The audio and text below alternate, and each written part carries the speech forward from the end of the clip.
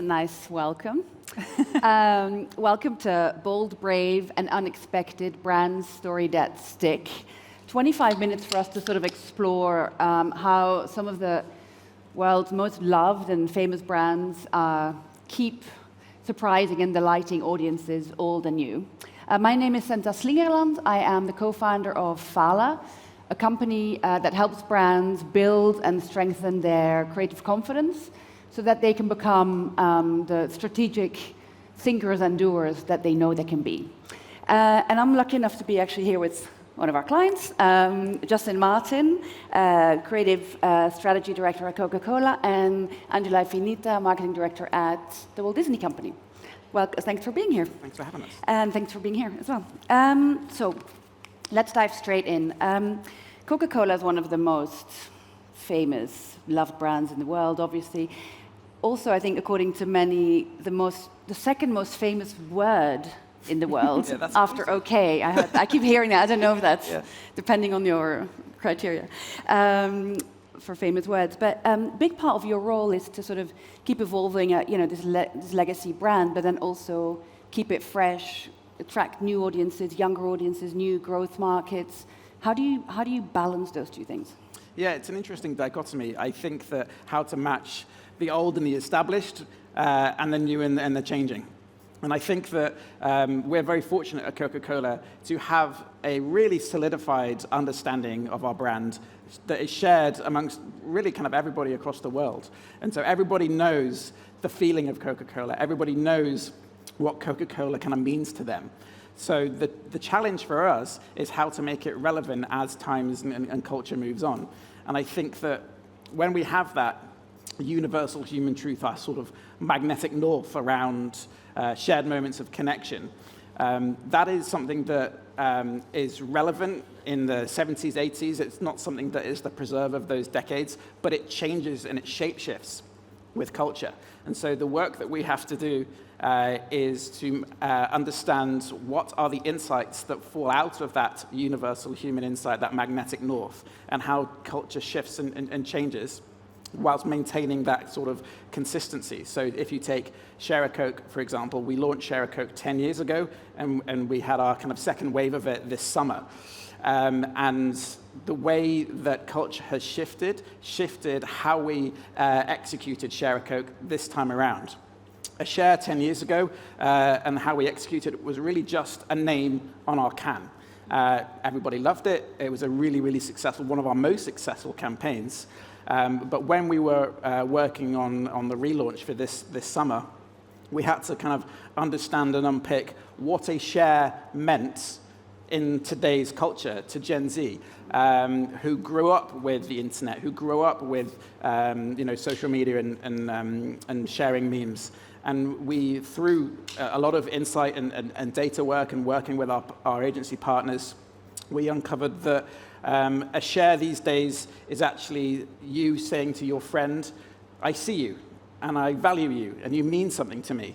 So it was all about putting meaning into that share and really celebrating those connections and putting a spotlight on them. So it was kind of shifting from a rather kind of shallow understanding of Share a Coke to a share with meaning, to a share like I see you and what you mean to me. And that's how we kind of shifted the campaign to keep up with today's culture. And I guess keeping up with today's culture is such a big part of your role and everyone in your team. But things are busy, right? You always have fires to put out. So how do you make sure that the team has time for this curiosity and looking at things that they don't even know if it's going to be important, but it might be, and just getting on with the day-to-day? What is in your culture that allows that? Yeah, so I think it's a mixture of things. One of the things is that it's absolutely essential to make sure that the first few sentences on any brief are, why is it important today? How are we making ourselves relevant? And so that is like on every brief is making sure that we're at the very leading edge of culture. And not only are we kind of taking part, but we're also adding to it. You know, if we're just sort of co-opting a conversation, that's sort of kind of keeping up with culture. At Coca-Cola, we're trying to lead culture. We're trying to put different things out there, start new conversations and new connections. And secondly, it's all about the teams that kind of inform our processes. So we have a wonderful human insights department. We work with a load of agency partners across WPP, Kantar, and everybody kind of like bringing in fresh insights and fresh points of view to understand like where are the interesting places we can play and where can we really own a really clear role for the brand and the product. Yeah, thanks. And one way that the Walt Disney Company does that, Angela, is through brand partnerships, right? Always staying sort of ahead of culture. How important are those partnerships for you guys? And also, how do you balance sort of being true to Disney and what everyone expects from it, but then also really going into these new creative opportunities like with an open mind? My job. That is my job. So I work on the consumer product side of Disney. So not studios, not Disney Plus, but consumer products, which is really about extending that connection to the brand into the everyday. So it's, people, they buy a Mickey t-shirt or they wear a, Star Wars socks, and that's them expressing their fandom and owning a bit of the brand every day. So partnerships are really important for us, not only with the licensees, but with brands that allow us to continue telling our stories in different ways. A really good one is the Bowman Lion King partnership that we did last year, which is a really, really good example of how we can refresh the Lion King story. So it was the 30th anniversary of the Lion King. It's a story that lots of people love, but isn't particularly relevant to, in today's culture. But actually, for the anniversary, we wanted to do something that would kind of bring it back, make it relevant, and also, retell the story and find new audiences for it. And it was actually Olivier Roustin, who's creative director at Bowman, who came to us and said he really wanted to do something because he had such a personal connection to it. And I think when you have a partnership that's rooted in that authentic story, and you've got creative teams from both sides who are willing to come together and do something new, that's where the magic happens. And he had this amazing backstory where he'd been adopted as a small child by a French couple. He grew up in France, but really wanted to explore his heritage. And The Lion King was a movie that he watched as a child that meant so much to him. And so when he got the opportunity to work on it and create a collection out of it, he was able to use that to explore different cultures and heritage throughout Africa. We had this amazing story of him going to Africa to work with local artists, with local materials, and he brought all of that into his collection for The Lion King. And then, the collection itself was just stunning, but a real halo, high fashion, not the everyday socks and duvet covers that we sell for consumer products. But again, it brought The Lion King to a completely different audience in terms of, the tastemakers and fashion-forward thinkers. But it also reinterpreted the story and made it relevant for that moment. So, that's a really, really great example of how a partnership can evolve a brand to refresh it, find new audiences, but also tell new stories. We've got loads and loads of examples. Lego and Disney. So, Lego have this incredible irreverent tone of voice with what they do. They can do things a bit more cheekily than maybe Disney can. We are very protective over our characters and our brands. We can't have the princesses going into each other's worlds normally. But with Lego, they are toys and they can come together and they allow our fans to be able to interact with the brands and the characters in different ways. And so you can have something quite funny where Snow White and Ariel are in the same scene and having some sort of fun interaction. And then finally, just on partnerships with Coca-Cola, we've just launched a Star Wars partnership on Coca-Cola, and again, that's about what you were saying about Share a Coke being like the most iconic campaign. It allows Star Wars fans to share that love of Star Wars with each other, and being able to use a can of Coke to kind of show your identity in terms of and kind of reclaim your fandom and find others who are fans just like you. Coca-Cola is the perfect way to be able to share that and enjoy that community. Yeah. It's incredible how people would come to the content way after even consuming the content, but coming through, or like especially children that come to it through that, and then I guess just discover the actual stories a little bit later on. Justin, Coca-Cola has this platform called Co-Creations that makes sort of strange flavors or experimental experiences, also to say a little bit more about it, but it's had a lot of wins and it's had some misses. How do you bounce back from a miss when you have one? And then I guess you take learnings from it, but how do you sort of digest them quickly and then spread them around without it feeling like a failure, but feeling like a learning? Absolutely. So for those of you that don't know, Co-Creations is effectively our innovation pipeline. And it's really something that helps bring an innovation mindset into our very scaled business. And it's really important for us. But it's also an area where we can play, where we have the flexibility and the freedom to take risks. And I think that that's something that we really embrace at Coca-Cola. And we're not scared of failure. We embrace it, we learn from it. And I believe when we do fail, it's more valuable than with the lessons that we take, with the successes. People can kind of, pat themselves on the back with a success, but with a failure, everybody digs really deep and to try and learn from it. A particular example with Co-Creations, we've done collaborations with Oreos, and that was all about the celebrations of best friends. And Oreos and Coca-Cola had a lot of shared DNA. The collaboration was a huge success. And we all felt very pleased with it. One where we sort of felt like we might have missed the mark was trying to be a part and celebrate this sort of kind of cultural shift that we're seeing with a really big interest in K-pop and this kind of K-wave interest in music.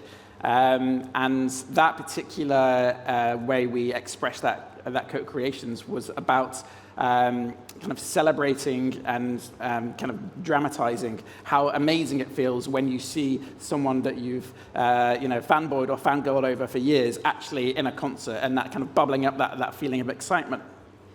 And we executed it. We had a lot of fun. We created some amazing assets, but it wasn't as successful as some of the other partnerships. I think primarily because it was too much of a departure from that magnetic north of our brand that I spoke about earlier, those shared moments of connection. It was really too much of a step away from our core brand values. And although we had a lot of fun with it, I think people felt it wasn't quite Coke. And we're in a fortunate position for people to understand that and be like, do you know what?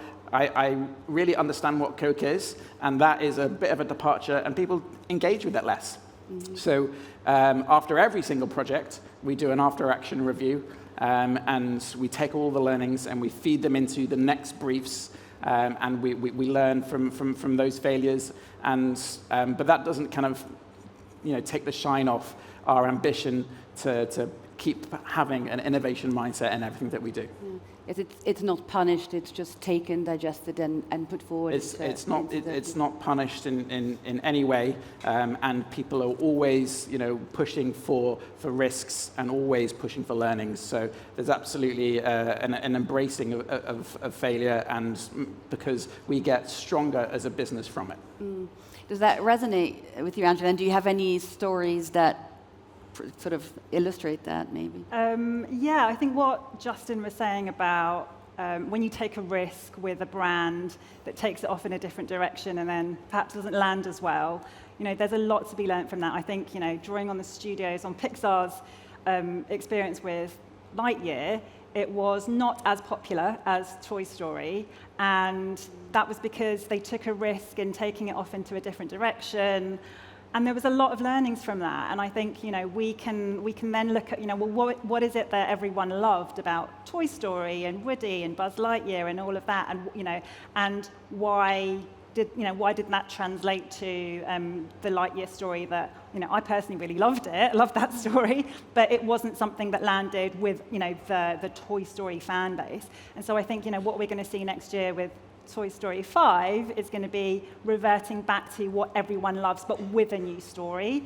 And I think, on the flip side, we can sometimes underestimate the fandom as well. So, I think everyone's been absolutely blown away by the popularity of Lilo and Stitch. And as the consumer products team, we were also blown away by the fandom. So we ran an experiential at Battersea Power Station, and it was absolutely overwhelming in terms of like the people that came from all over the country for this free pop-up just to experience a little bit of Stitch, because they hadn't been able to do that for nearly 20 years. And we had to pivot really, really quickly as a team. We all had to pull together, no fingers were pointed, and make sure that we could accommodate these thousands and thousands of people that actually were willing to wait 4 to 5 hours for a 10-minute experience. And that's something that we had to learn really, really quickly from. Yeah, and going back slightly to the partnership side of things, which is what you spend so much of your time on, when you do partnerships that feel so mad, like Mickey Mouse and Formula One, for example, what are your criteria for deciding, although we have slightly different audience, maybe even different value, it makes sense? Like, what criteria do you look at for that? Yeah, and I think having it make sense is like number one. Like the whole thing there needs to be an overlapping of brand values that you can operate in, and that's where you build your partnership, is where those brand values overlap. And then where each brand is stretched is where the other brands have strengths that you can draw from each other's strengths. I think the F1 partnership is very exciting. There's going to be a lot of hype to live up to, so we're working behind the scenes on that one now, so I can't say too much, but I am going to Silverstone this weekend to figure out how the other brands are doing it and see what we as Disney can learn. But then at the same time, we're Disney, we have the stories, we have the magic, and we also have 100 years of innovation and Walt Disney Imagineering behind us as well. So we're going to look at what kind of magic we can bring to F1, and in turn F1 brings this incredibly committed, inclusive fan base. They have huge numbers. There's more and more young people getting into F1 at the moment, and that's the shared audience that we're going after, is that younger audience who are after the thrills and the excitement and the drama. And then how can we as Disney add that kind of Disney magical experience to something that's already incredible for them? Yeah, because experience is what you are so known for.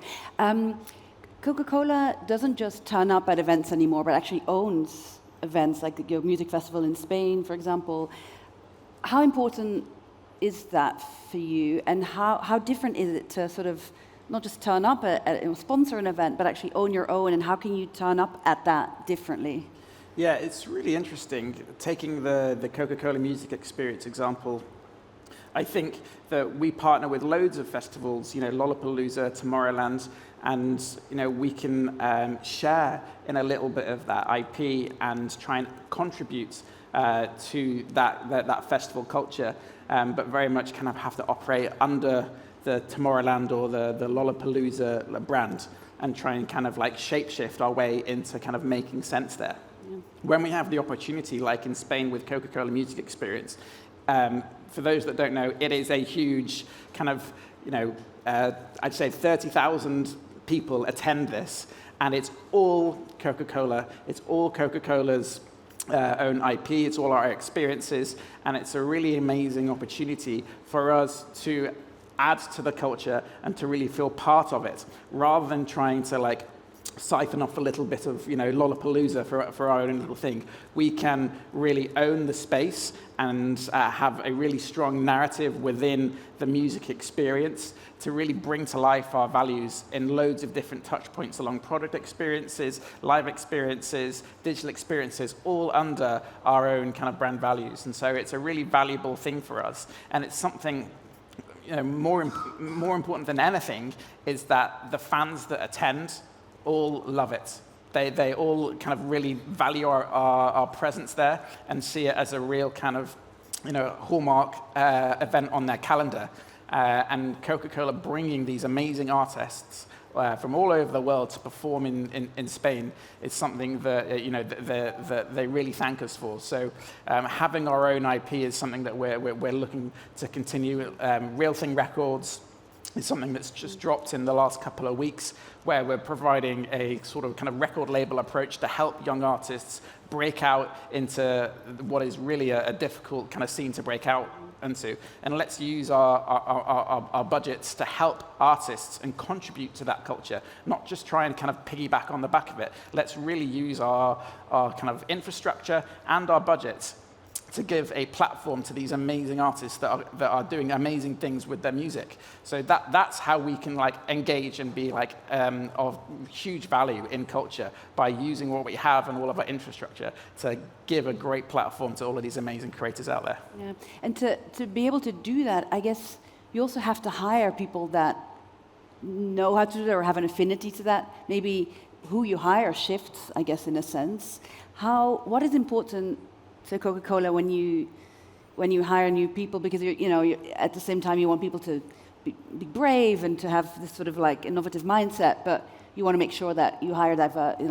Absolutely. So how do you balance that? So I think diversity in hiring is super important, and also diversity of agency partners and who we work with. We are stronger with inviting conflict into the way that we create. And also making sure that the people that we hire really kind of take our values to heart. And we're looking for people that are going to push us. We have one particular value within our kind of hiring process, which is showing an ability to disagree and commit. And I think that's a really powerful value for Coca-Cola, because it shows that conflict is a necessary part of best practice, and the ability to be like, we all have the shared ambition of the destination, but how we get there might be a difference of opinion. But we will sort of work out the right way to do it. And if you don't really believe it, we're like, do you know what? I disagree, but I believe in the goal, and so I'm going to put all my efforts into choosing and supporting your vision of how to get there. And I think that's a really powerful thing for our hiring policies, and picking people that can get on board with a team decision, even though they might not personally agree with it. Yeah, for sure. There has to be safety there to allow that, right? Andrea, bravery, curiosity, those are muscles that need to be trained and maybe even rewarded. How does Walt Disney do that? Walt Disney Company do that? I think, similar to what you were saying in terms of allowing everyone to have a voice, I think one of the things I first read when I joined Disney, I think we had Ed Catmull, one of the chief creative guys at Pixar, come over, and he was promoting his book, Creativity, Inc. at the time. It's such a good book. I really recommend that you read it, because it talks about the story of like how Pixar became a brain trust, and actually when they create their stories, they allow everyone to sit at the table, no matter like how junior or senior you are, and everyone is allowed a voice, and everyone is allowed to share their opinion. And then the director in charge of the film is then able to pick and choose what they want to, because they're still the director, they have to then decide, with all this opinion, which ones do they take on board to go forward. But I think that's a really, really important lesson, I think, and I think it's something that we should take into all aspects, not just filmmaking, but in all aspects of how we work, is that everyone should be able to say their piece. Doesn't mean that you have to follow everyone's opinion, but you can hear a whole kind of diverse set of voices. Yeah, and it makes everyone feel responsible to a certain extent, exactly, right? Yeah, and for junior members, it means they're given permission to speak up and have an opinion. And for senior members, it means that they actually have to kind of take a step back and listen to people who maybe are coming with a different point of view. Yeah, and learning to accept no. Yes. If you learn that early, that's good. Is there, for a question to both of you, is there one sort of long-standing assumption that you used to have about your respective brands that you have learned recently? Yeah, No. a really interesting one that I've seen recently is how maybe historically Coca-Cola has thought about the people that we work with, and how people would bite our hand off to work with us. And I think I'm just sensing a little shift in the kind of power dynamics, because we're having conversations with creators who are very keen to work with us, but if our creative doesn't align with their particular vision, the way their audience is so valuable to them, if you take influencers on social media, their audience is so valuable for them that if our creative, if our ambition doesn't align with their editorial style or their tone or their work, then they will be like, thanks, but no thanks, because their audience is of great value. So we as a brand are now having to embrace that creator mindset and try to work our creative and change ourselves in order to fit with the style of the creators. And I think that's a little kind of dynamic where we no longer have all of the creative cards. And it's really exciting and really interesting to try and kind of move and shift our brand and our creative to get the best out of those influencers and those talent and those creators. Because if we give those guys the permission to play with our brand and they really kind of inject it with a new sense of creativity and fun, and their audiences thank us, thank Coca-Cola for allowing the talent to really have fun and experiment with our brand. And that's a little power dynamic shift that I've seen in recent times. Yeah, for sure. It's very interesting. Do you have, we have to finish off soon, but do you have some last words on that? Yeah, very, very quickly. It's more of an internal shift, actually, that where, I think for years and years and years, it was the studio creativity that was the leading kind of engine of the Disney business. And I think what we found, especially with COVID and lockdown and, the ability, the kind of, production was shut off, that actually that it was the fans buying consumer products who were keeping some of those brands alive. And so actually, there was a real shift from thinking we had to rely on a studio release in order to sell consumer products to now realizing actually we have these brands that people want to buy, these stories and characters that people want to own, and they don't have to necessarily be attached to a movie. And so that has given us in the consumer products team a lot more confidence to build our own stories. Yeah, that's another power shift in a sense. Well, there's a lot of learnings today. Thank you so much. Knowing your own brand, understanding a potential partner's brand, finding the shared values, failing happily, being brave to disagree and nurturing that. Thank you so much for this conversation. Thank you. Thank you.